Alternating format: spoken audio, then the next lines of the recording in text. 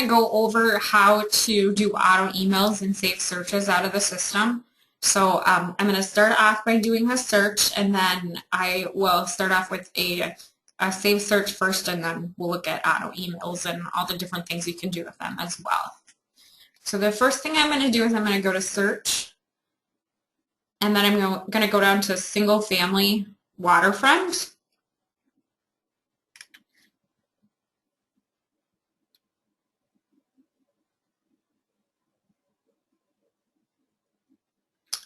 And I'm just going to put in the criteria that my client is looking for. So for this first one, I'm not going to use a map search. For the second search, I'll use a map search just so we can see the differences between them. So I'm going to say active. They have children in the Brainerd School District, so I'm just going to put Brainerd School District. So I can go through here and double click to add it. You can also now type in these boxes. So I can just type in Brainerd and then select that as well. You'll get the same results. Just make sure that it turns blue once you've typed into there. I have a list price. Let's just do 100 to 200,000. So I'm dropping the last 3 zeros. And they're looking for a single family property. I'll just do, say, 3+ bedrooms, 2+ bathrooms. And then they're looking for a lakefront property, so I'm going to select lakefront under my lake/waterfront type. And then it looks like I only have 3 results popping in here right now, so I may want to edit my criteria, but if there's something that it's early spring, so if I think that there's going to be more popping into here, I can certainly leave it at that. Or I could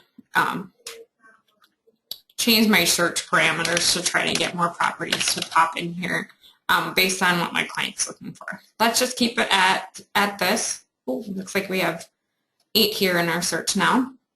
And then my next step is to click on the results button. So I'm going to click on results, and that's going to display the listings that fit my results. So I have 3 different listings that fit my criteria. And let's say for right now I just want to save this search in the system. So I'm not going to send out an automatic email or anything on it. I just want to save it in the system for myself to look at. I'm going to go, I don't have to check the listings, but if I want to look at the listings, I can do that first by just clicking on this number.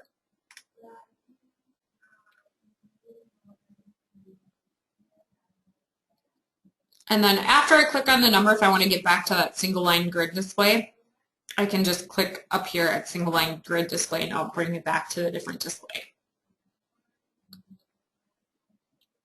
Okay, so I'm going to go down to my actions section, and I'm going to click on save. And then under there, you're going to find 3 different options. Save new search, so that's just a search that we're saving in the system. We're not emailing it to anyone. A new auto email is going to send emails out to the client whenever there's an update for that search criteria, so that's also an option. And then a speed bar shortcut. This is our speed bar up here, so if I want to create a shortcut for that, I can certainly do so. And then it's essentially going to pull up that saved criteria that I have in the system. So let's click on New Save Search.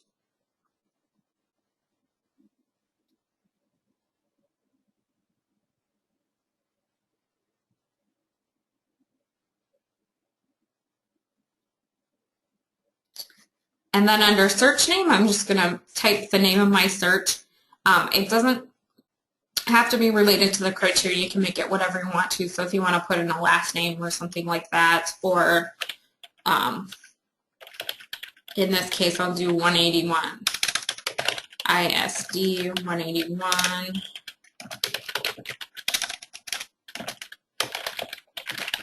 Property search. It's a good idea to connect your searches to clients, but you can also connect your searches or not connect your searches and have them in the system for yourself. So if you work in this area a lot and you want to make sure that you have just a general property search, set up for the area, you can certainly do that. And then under contact, if you want to add a contact, all you have to do is create a new contact, or your other contacts are going to be in this drop-down right here. So let's create a new one.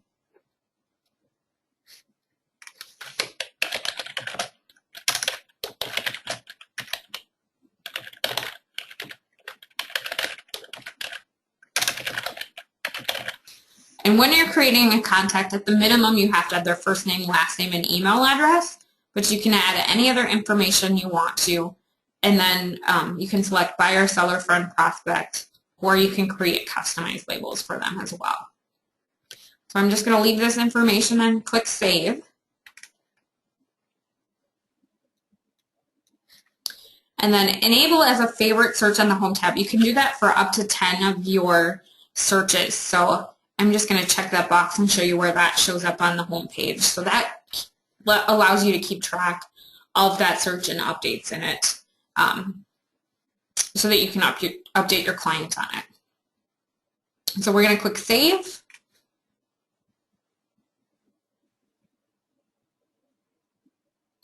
And then it's going to say Created Safe Search.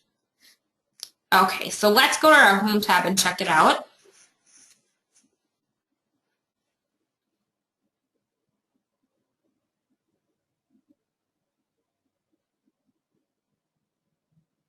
Okay, so when I get to my Home tab, I'm going to look for the section that's called My Favorite Searches. If you don't see it on the screen, you can close these tabs, so you may have closed it, and then it's going to show up under Additional.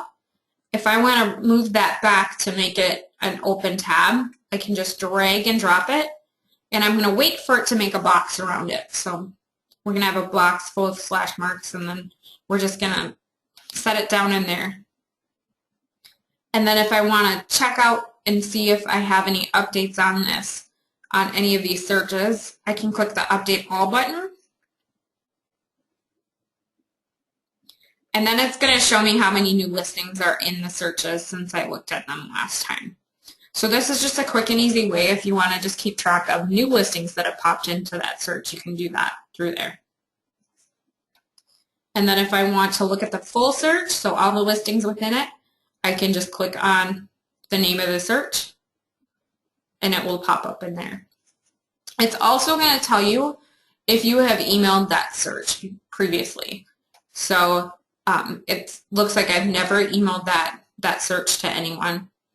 And if I go under Refine, they've just added a new button in here to view as a client. So I can view as John Doe, but I can also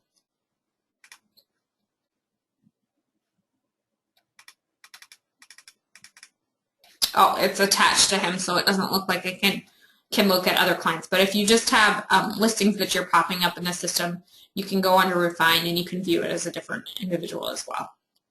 So let's go back and we're going to actually create an auto email this time, and I'm going to use the map search just so you can see how that works as well.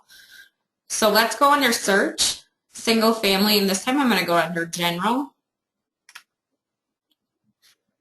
I'm going to say Active Properties. And instead of putting in an area, I'm actually going to go to my map search and create an area. Okay, so this individual that I'm working with is looking for listings that are within 10 miles of where they work. So I would go into the Jump to Address, and I'm going to type in their work address.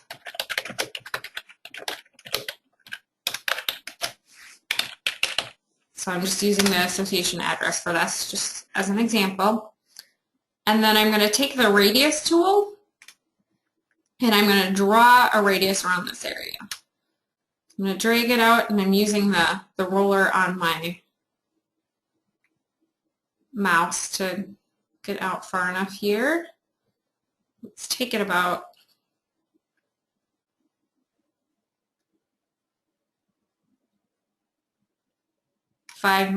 about 5 miles here.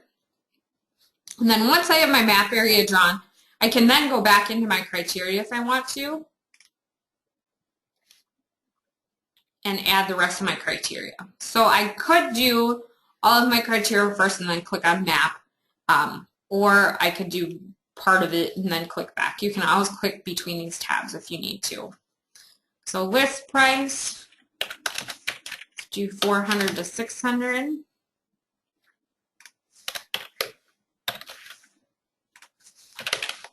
Do bedrooms and bathrooms. And then I'm also going to put in 3+ acres here and see what I get. Okay, so I have a quite large map area in here.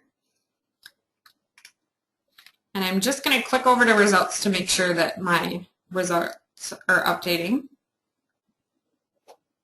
Okay, and it looks like after I put the acreage in, I dropped down to 1 property. So I'm going to go back and I'm going to edit my criteria a little. And let's do 1 to 4 acres and see what I get here. So I have 3 listings that fit the criteria within that map area. So say I want to send this to my client now. I'm going to click on results.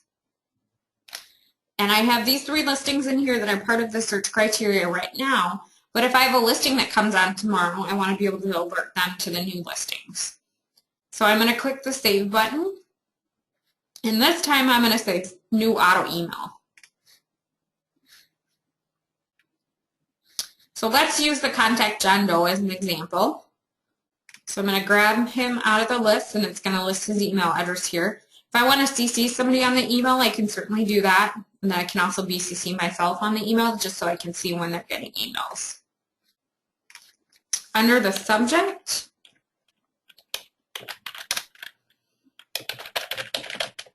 I can type in a subject.